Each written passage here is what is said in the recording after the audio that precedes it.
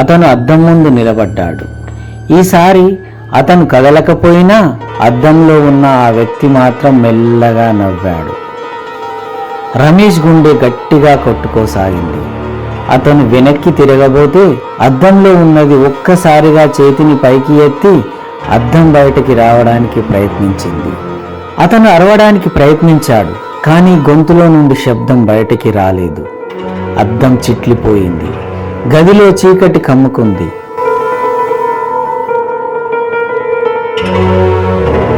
తర్వాత రోజు గ్రామస్తులు ఇంటికి వచ్చి చూసేసరికి ఇల్లు ఖాళీగా నిర్మానుష్యంగా ఉంది. ఎవరూ లేరు. రమేష్ జాడలేదు. కానీ బాత్రూమ్ అద్దంలో ఇప్పుడు రమేష్ నిలబడి ఉన్నాడు. మెల్లగా బయటికి చూస్తూ లోపలికి ఎవరైనా వస్తారేమోనని ఆతృతగా ఎదురు చూస్తున్నాడు. తర్వాత ఏం జరుగుతుందో చూద్దాం.